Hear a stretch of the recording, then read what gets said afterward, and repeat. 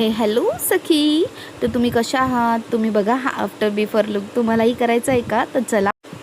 पण त्याआधी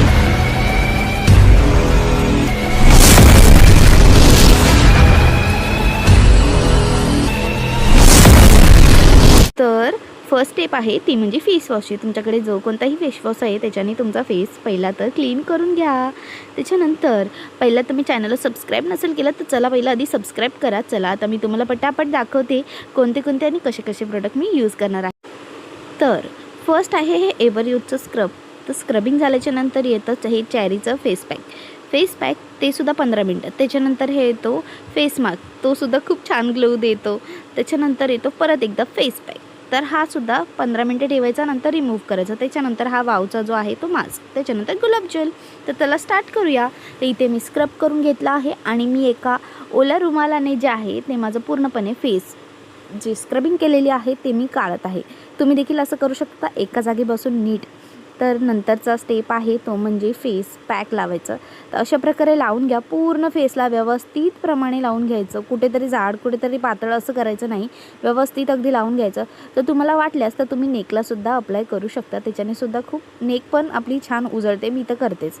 तर रिमूव्ह केलेला आहे. त्याच्यानंतर मी इथे लावलेला आहे फेस मास्क. हो, तर फेस मास्क काहीतरी असा गिळगिळीत असतो, पण ठीक आहे आपण अप्लाय करूया, व्यवस्थित अप्लाय डोळ्याच्या खालोखाल लावायचं नसतं हे, कारण की खूप ते काढताना दुखतंसुद्धा काय काय वेळेला.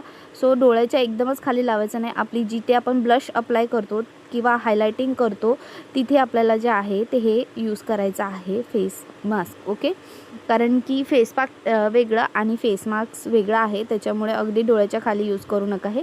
तर अशा प्रकारे मी ज्याप्रमाणे लावते त्याप्रमाणे तुम्ही अगदी तुमच्या चेहऱ्याला लावून घ्या.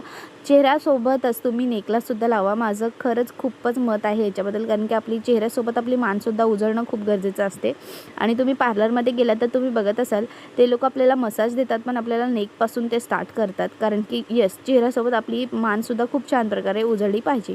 तर अशा पद्धतीने हे जे आहे फेस मास्क ते मी लावून झाले आहे. 15 मिनटं ठेवणार, व्यवस्थित सुकवून देणार, मग मी रिमूव्ह करणार. तर इथे बघा रिमूव्ह झालं आहे, बट ते थोडं थोडं बाकी आहे. It's okay. आता मी इथे परत एकदा फेस पॅक यूज करते आहे. खाली पडलं, सॉरी. तर आता इथे मी फेस पॅक यूज करते आहे परत एकदा. फर्स्ट टाईम मी परत यूज करते आहे, कारण की मी परत एकदा ग्लो बघा तुम्ही माझ्या चेहऱ्यावर किती सारं ग्लो आलेला आहे. सो मी परत एकदा रिमूव्ह करून दिला आहे. त्याच्यानंतर हा वावचा माझ्याकडे एक मास्क होता, तर मी म्हटलं चला आपण कधी यूज करणार, तर चला यूज करते मी आता हा फायनली. तर किती छान याची फ्रेग्रन्स येत होती, एक नंबर. मी म्हटलं फर्स्ट टाईम यूज करते, घाबरत वगैरे काहीच नव्हते, कारण की येस मला खूपच जास्त एक्साइटमेंट असते हे सर्व करण्याची. कधीच केलं नव्हतं हे असं, बट या मी केलं ह्या वेळेला. आणि खूपच छान फ्रेग्रन्स, आणि लावल्याच्यानंतर एवढं थंडगार फील झालं ना मला. पण हे माझ्या ओठांच्या वरचं जे होतं ना ते खूपच जास्त चपटं झालं होतं, ते काही व्यवस्थित बसत नव्हतं. माझी मूछ एक प्रकारचे जसं ते झालं होतं, तर मी त्याला तसंच ठेवलं. आणि तुम्ही बघू शकता हा भूत तयार झालेला आहे ॲज अ कॉमेडी. पण ते व्यवस्थित अप्लाय करायचं. त्याचं जे आतमध्ये जे आहे मॉइश्चर ते आपल्या चेहऱ्याला खूप छान ग्लो देतो त्याच्यामुळे.